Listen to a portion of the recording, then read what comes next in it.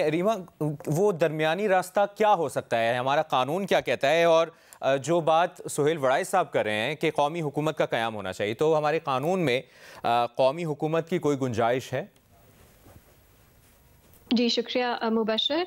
कानून आइन की तो बात नहीं करते, क्योंकि मेरा ख़्याल है इस वक्त जो लेंस जिससे हम पाकिस्तान की पॉलिटिकल सिचुएशन को देख रहे हैं वो इंटायरली पावर बेस्ड है कि इस वक्त क्या सिस्टम है जो चल रहा है, उस सिस्टम का लॉजिक क्या है, उसके फंडामेंटल्स क्या हैं, उसके की प्लेयर्स क्या हैं।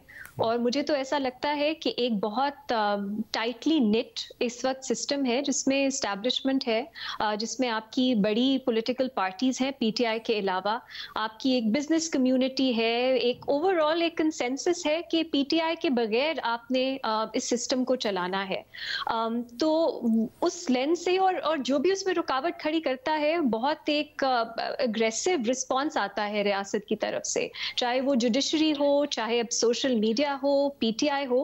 तो मेरा ख्याल है इस वक्त ये सिस्टम है, और ये अब की बात नहीं है। शायद जनरल आसिम मुनीर की जब अपॉइंटमेंट थी, उस पे जो पीटीआई इमरान खान साहब का रिस्पांस था, उन्होंने जो रुकावटें क्रिएट करने की कोशिश की, उसके बाद 9-10 में आया, उसके बाद पीटीआई की इनक्रेडिबल पॉपुलैरिटी जो इलेक्शन में सामने हमें नजर आई, उनका कुछ लोग जो क्रिटिकल हैं वो कहेंगे कि वो ढीठ हैं, वो नहीं सुनते, कुछ लोग जो अप्रिशिएट करेंगे वो कहेंगे कि वो रेजिस्ट कर रहे हैं। बहुत ज्यादा प्रेशर्स, रियासत की परसिक्यूशन, पीटीआई रेजिस्ट कर रही है, एक रेजिस्टेंस है।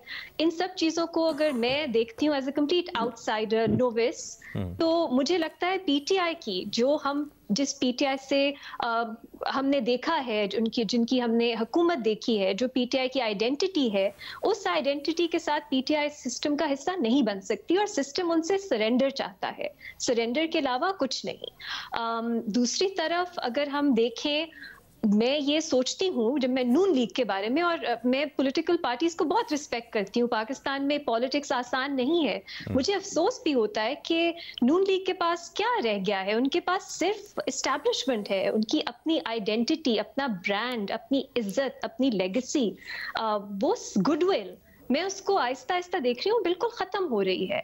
सो इस वक्त वो एक मजबूत पोजीशन में है क्योंकि फौज ने उन्हें मजबूत पोजीशन में रखा हुआ है, लेकिन वो कोई आइडियल ऑप्शन मुझे नहीं लगते कि इस तरह की पार्टी जो अपना नाम नहीं बना सकती। ऑलमोस्ट 2 साल से वो हुकूमत कर रहे हैं, उन्होंने अपना क्या गुडविल पैदा की है, अपना क्या नाम पैदा किया है, वो सिर्फ फौज के नाम पे कितनी देर तक चल सकेंगे?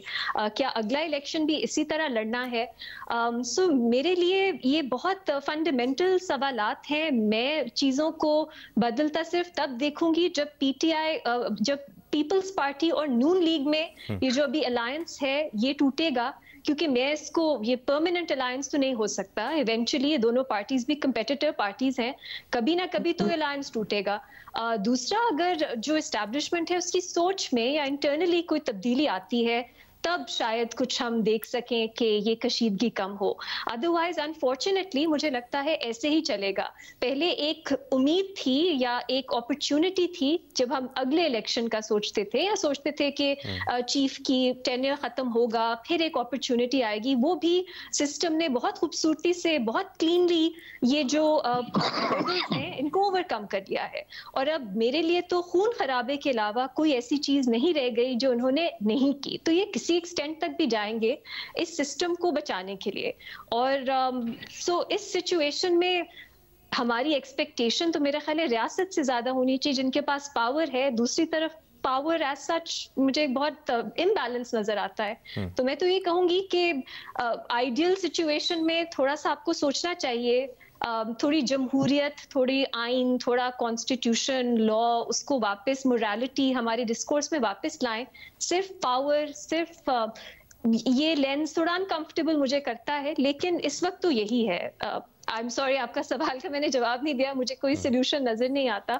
लेकिन जो सुहेल वड़ाई साहब ने अपनी बात का आगाज जिससे किया कि एक विल होनी चाहिए, मेरा नहीं ख्याल वो विल है अनलेस पीटीआई सरेंडर करती है। साफी साहब, आपने बाकी तज्जियाकारों की राय जानी, आपको क्या लगता है हुकूमत में मौजूद सियासी जमातों, पीटीआई और इस्टेब्लिशमेंट के दरमियान मुस्तकिल जारी महाजराई का कोई सोल्यूशन है भी या नहीं है?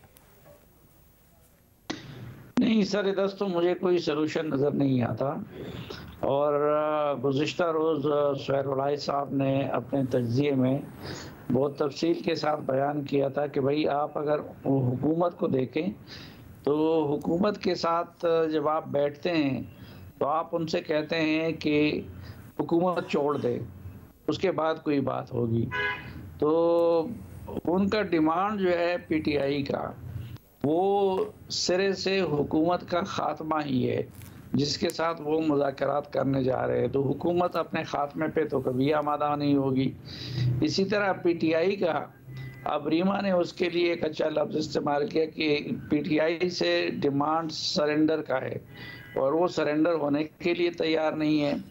तो ये राब्ते शाब्ते एक बंदों के, दो बंदों के, तीन बंदों के आपस में होते रहेंगे, लेकिन मुझे कोई पैचअप होता हुआ नज़र नहीं आ रहा है। दोनों के जो मौक़िफ़ है उसमें इतना बहुत ज़्यादा तज़ाद है और इतना ज़्यादा फासला है कि उसमें कॉमन ग्राउंड तलाश करना वो मुश्किल है।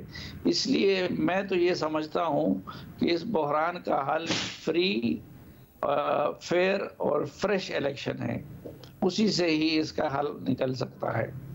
और कौमी हुकूमत की जो तजवीज़ दी है कौमी हुकूमत के क़याम की, वो कहीं ना कहीं आपको सोल्यूशन लगता है जो वड़ाई साहब बात कर रहे हैं?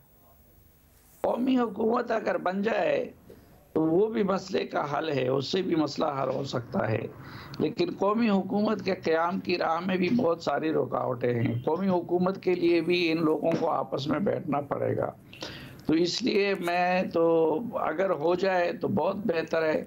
सेकंड ऑप्शन मैं अपने उसमें भी तरजीहात में भी कौमी हुकूमत को रखता हूँ, और लेकिन मेरे ख़्याल में मुस्तकिल और दायमी हल जो है और पायदार हल जो होगा वो फ्रेश इलेक्शन का होगा और फ्री इलेक्शन का होगा। तो फ्री एंड फेयर इलेक्शन के लिए जो हुकूमत में मौजूद सियासी जमातें हैं वो क्यों मानेंगी? उनको मानना चाहिए मुल्क की खातिर और अपनी खातिर। सही।